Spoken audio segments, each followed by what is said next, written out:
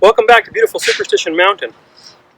Over the last couple of days, I've gone through and looked at the comments in my YouTube videos and just looked for some common themes for things that people wanted to learn. Now, there's quite a few of them. One of them was, how do we keep from tipping the club out? Another was, if I'm turning, how do I keep from getting the club too much under? So, I decided I would set up my favorite drill. This is one I use in almost every lesson. So if you ever had a lesson live with me, you've seen this hitting station. It's a great hitting station. What we've got is we've got an alignment stick here for what I want to set my body up square to or parallel to. I've got a target line stick, so that shows me where I want to start the ball, at it or slightly right of it. And then I've got my plane stick here.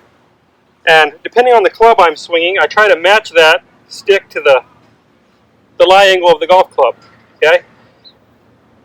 Now, I'm going to answer a couple of the questions.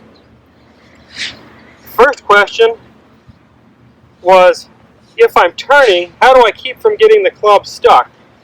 Well, if you're rotating correctly, there's no way you're never going to get the club back behind you. If anything, the club's going to want to get out too much in front of you. So if our body's rotating correctly right on its plane without tilting or do anything goofy, what do we have to do so that the club doesn't get out too much?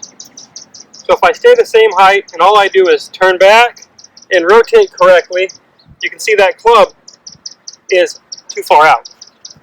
So what has to change? So one of the things that has to happen is, in transition, we have to sit down. And when I sit down, you can see how that lowers the club down. So that's one of the big things that you hear is there's some lowering. Well, a lot of the lowering happens because of the way my body rotates and pivots. So when I sit, you can see that club's way lower. Now I've got a free ride right into the back of the ball. Another thing is what my wrists do. So in transition, as I start down, my right wrist actually gains a little bit of flex because of the weight of the golf club kicking it back. Okay?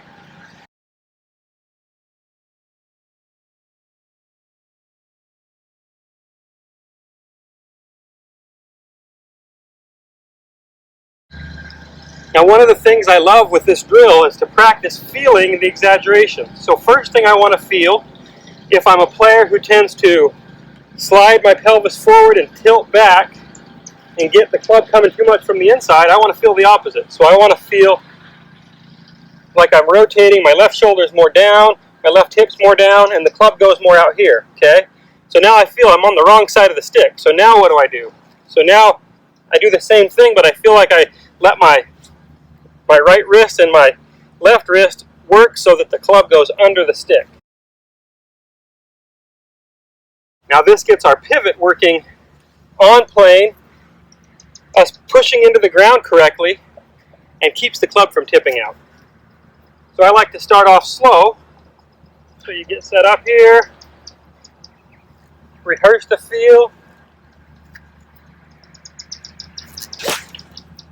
hit the shot.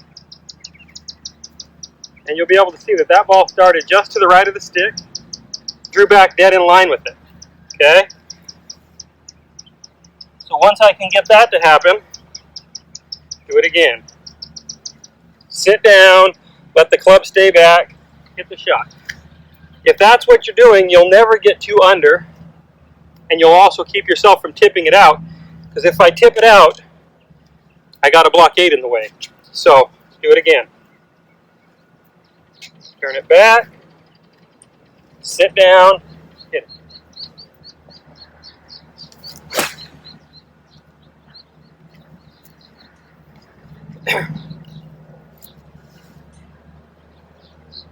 Again, that was another perfect shot. So this is a great station for anybody who struggles with too much lateral slide. Because when I do that, you can see the club comes way too much from the inside. So I want to feel like I'm going to take it out there, but then I let my wrist work so that I don't.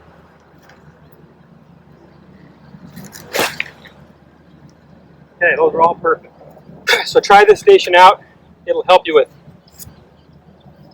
keeping from tilting, and also keep you from tipping the club out.